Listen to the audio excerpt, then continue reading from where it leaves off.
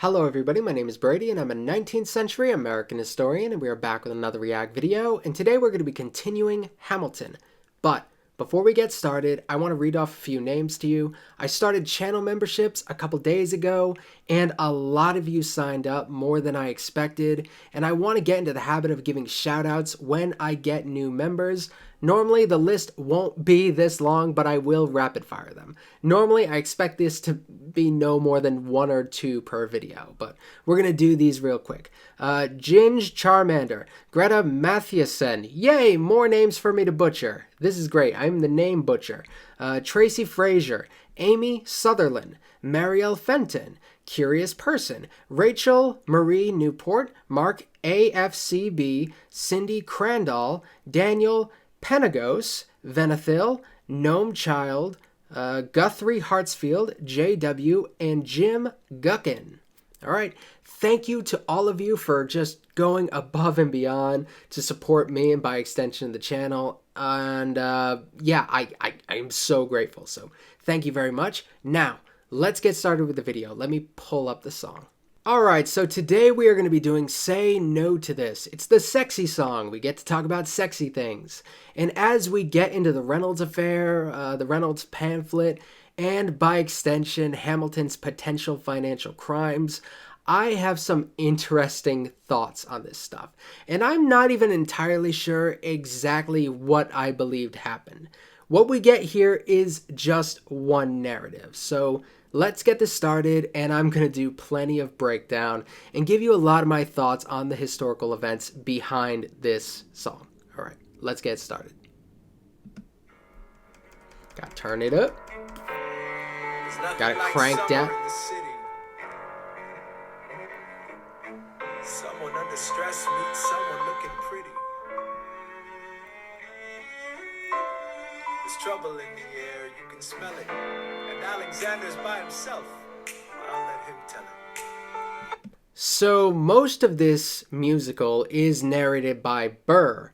This is a case where he turns it over to Alexander Hamilton, which I think is a very good touch because the main narrative historically is Alexander Hamilton's story. He wrote it down. That is one of the big things about this affair. His voice historically has overshadowed a lot of other voices, especially the other person involved, Maria Reynolds. She had different thoughts about this. She says that his version is total BS and none of this happened. She even denied the affair. Isn't that interesting? The other person involved actually denied that it happened. Why would that be?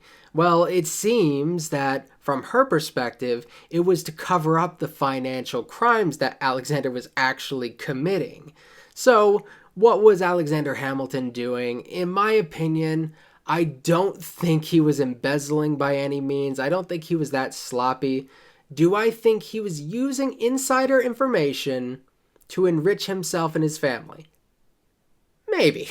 I think that is a lot more possible. There were a lot of really good investments being made by the Schuyler family, people who are very close to Hamilton during this time, so if he did commit any financial crimes, it was probably insider trading.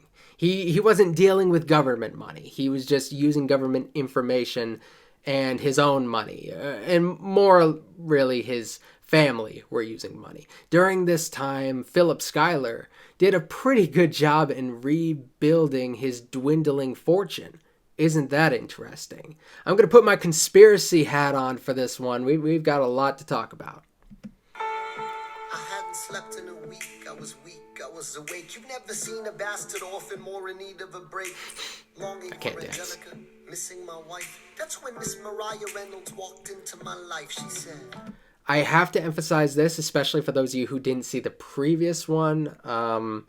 Angelica is still overseas. She didn't actually come over in real life, but in the context of the musical, she has come over and she is with Eliza. However, in real life, she's still overseas. She didn't make this trip. And Eliza and the family have gone to be with Philip Schuyler during the yellow fever outbreak, which only makes sense. You want to get out of the hustle and bustle of the city because that's where it tends to hit really bad. Now that we are living in a pandemic, we can definitely relate to that if we couldn't already before. I know you are a man of honor. I'm so sorry to bother you at home, but I don't know where to go. And I came here all alone. She said, I like that she appeals to his sense of honor because Hamilton really wants to be seen as a member of the New York gentry. He wants to be seen as a gentleman in a very formal sense, not just how you casually throw the word gentleman around here and there. A gentleman at the time, they gave to public causes, they took in orphans, they helped stranded ladies who needed help. This is the type of thing that a gentleman just kind of does. So appealing to him as just a good gentleman of New York, it's not a bad idea. My husband's doing me wrong, beating me, cheating me, mistreating me. Suddenly he's up and gone. I don't have the means to go on. So she's saying that he is mistreating her and now he's just gone and she can't like financially support herself. So she is soliciting some kind of a loan from Hamilton, which it's interesting here and it makes you think, how involved was she in the planning of this extortion? If this version of events is true and Mariah Reynolds' version of events is not true, then she would almost certainly have been involved in this. This is almost too perfect how it worked and how James Reynolds found out. It almost worked out too perfectly for you to think that she's completely innocent in this. However, James Reynolds has a decent amount of power over her in this situation. So I can't help but feel a little bit sympathetic about her position. That is something that I can't help but emphasize.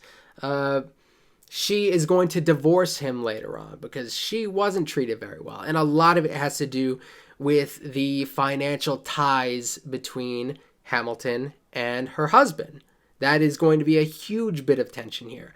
So whose word are you going to take? Is it about the extortion, or is it because they had deeper financial dealings, insider trading possibly, that kind of drove that wedge there? put her alone. I offered to walk her home. She said, You're too kind, sir. I gave her $30 that I had socked away. She lived a block away. She said, This one's mine, sir. then I said, Okay, so they did live very close to each other, like within minutes. So he was very accessible. That may have influenced them picking him as a target. It would be a very easy person to extort because he's very close by. You could always reach out to him. So they've got that going for them. The $30 thing might go over people's heads every once in a while because he gave her $30, but $30 at the time was like $800. And I know I made the point of the gentleman thing and you gotta help her, but also $800 is a lot of money today. So $30 was a whole lot back then. And it's not like he's like totally doing perfectly. Like a lot of his family is being enriched during this time, but he has his own financial struggles. So that's not nothing. That is a significant amount to give to somebody who just kind of stumbles onto your front doorstep. said, well, I should head back home. She turned red. She led me to a bed, let her legs spread and said, Stay. hey. Hey. That's when I began to pray, Lord, Oh. show me how to say no to this. I don't know how to say no to this. Oh my God, she looks so helpless. Okay, I feel a little bit like watching this with you, watching me watch this. This is kind of like when I'm watching a movie with my parents and a sex scene comes on. So trust that I'm a little bit uncomfortable right now. Mostly because the animator did such a good job. Oh, God. It's weird. It's weird. Hamilton trying to resist this is kind of interesting. I don't know how much he would have really been able to resist this, how much he would have wanted to resist this. one of the interesting things, he didn't actually walk her home in real life. He promised he would like bring money over to her house, and that's when the deed occurred. And I don't know if he was expecting it before he walked in or not. His narrative would say otherwise, that it took him a little bit longer. He really portrays himself as a well-meaning dupe. That's just one of the funny things about it. Because Hamilton, smart dude, but when it's convenient for him, he's really painting himself as somebody who really fell into the most obvious of traps. And it's kind of funny how he has to paint himself.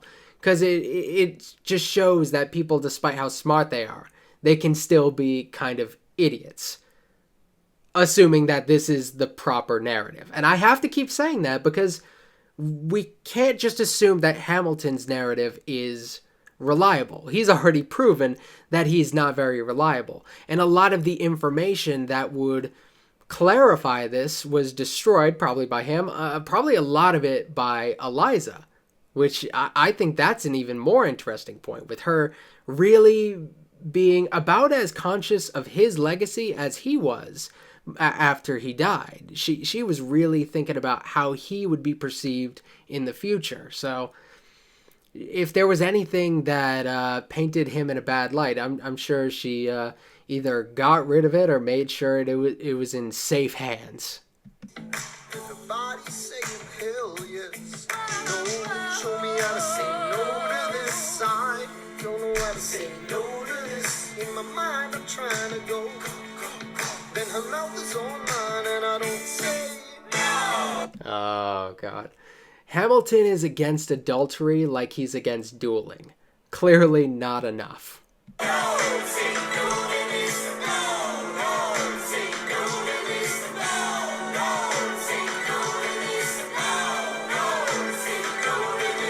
Who's that?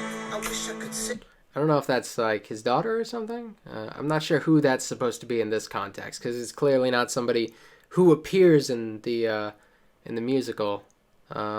Interesting. He's at her house, so maybe it's her kid. I don't know. That's an interesting touch there, though. I'm not sure who it's supposed to be, but yeah.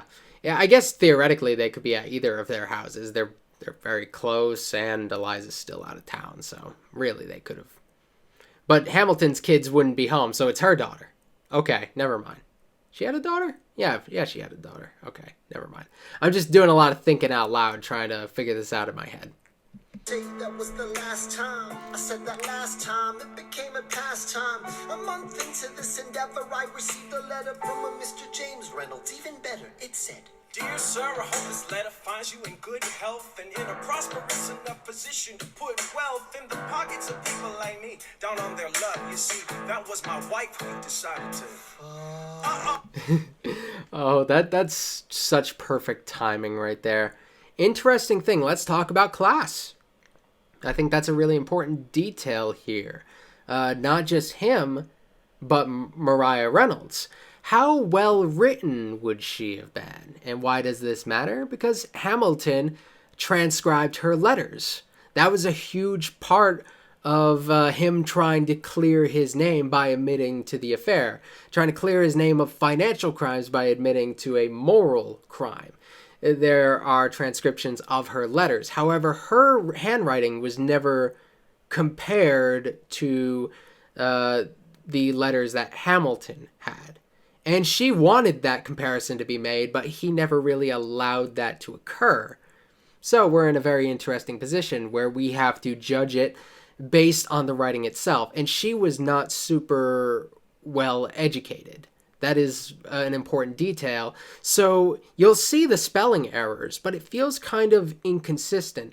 I've read some of these examples, and a lot of the writing, there are some words that you would expect her to get wrong that she gets right, and then she gets very simple words wrong. And that seems kind of weird. It sometimes feels like somebody trying to imitate a bad writer, like a good writer trying to imitate a bad writer. And I don't know this for sure, but there is enough doubt there that I can't say 100% that I believe Hamilton in this situation. He's clearly not trustworthy. You made the wrong sucker a cucko, so time to pay the piper for I like the way this... And hey, you can keep seeing my whole wife. He's got a great voice. Right. If not, I'm telling you, your wife. I hit the letter and I raced to a place, screamed, I'll cut you in the face, she said. No, you said. Dressed apologetic, a mess, she looked pathetic, she cried. Please don't go, So sir. what's your story, you said? I don't know about any letters. Stop crying, goddammit, get up. I didn't know any better. It's getting a little louder. I gotta turn it down. Oh. Just give him what he wants and you can have me. Whatever he wants, if you pay, you can stay. And he's such a sucker that even after, like, there is a little bit of pressure here because she seems to go into some sort of like a depressed state. And James Reynolds wants him to continue to comfort his wife. So it's a little weird here, and the guy's holding money over your head. So you want to keep her happy, you want to keep him happy, you want to keep Eliza happy by making sure she doesn't know anything. So he's in a very difficult position, but also he's like a total sucker for getting this far in. It's absolutely ridiculous.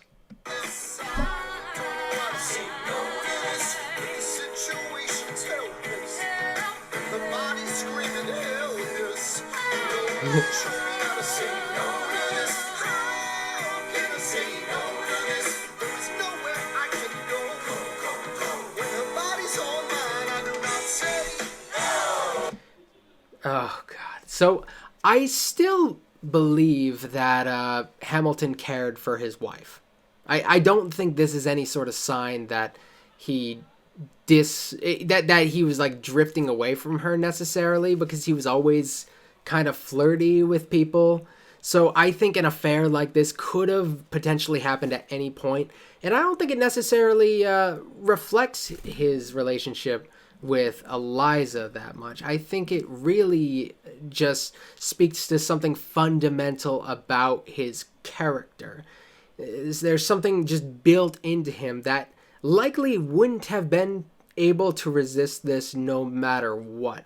At least that's the vibe that I've always gotten the more I learn about him. That's always just kind of been an element in him. This is not at all surprising, and I wouldn't be surprised if information came out tomorrow that this was not the first affair he had. It was the first of many, perhaps. Or maybe there were many before it. But it's one of those things, like, I wouldn't have doubted it if it happened at any point. It just seems like something he would do. Oh, it's okay, bub. Wasn't expecting me to turn it back on.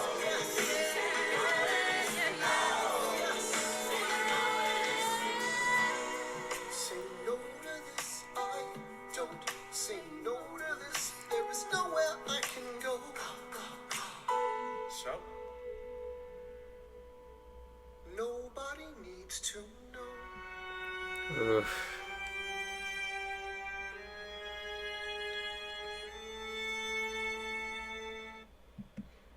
So James Reynolds is going to be a big part of why information starts to get out about this affair. Some of the information is already going to be there by the time he writes the Reynolds pamphlet. So Hamilton makes this deal with Reynolds, and Reynolds is going to eventually get caught up in some sketchy financial dealings, and he's going to have a big mouth. He'll be like, I have information that could have Hamilton hanged.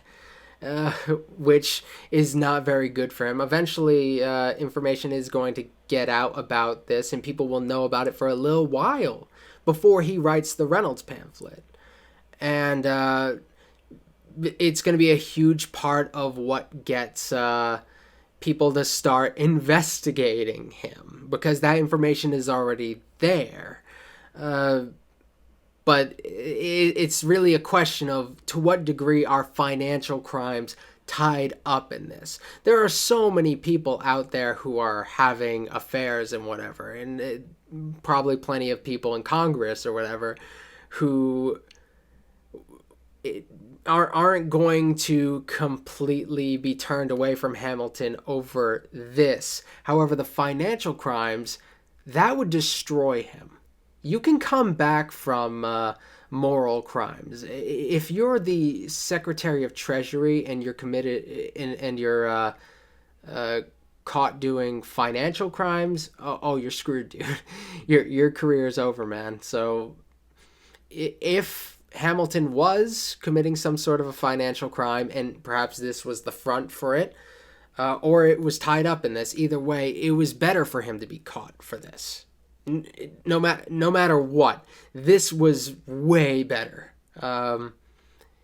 Though it's not going to go without serious embarrassment. There are plenty of people who look at the Reynolds pamphlet and are like, that's when his career ended. No, it didn't end. He became a major general after the Reynolds affair was out in the open. So absolutely not. There was still plenty for Hamilton. It's his dealings with John Adams that really killed his career, and we're going to talk about that in the future. So thank you for watching. I enjoyed doing this one. I'm really excited to get to the John Adams stuff, actually. I think that will be a lot of fun, despite the fact that it's kind of brief.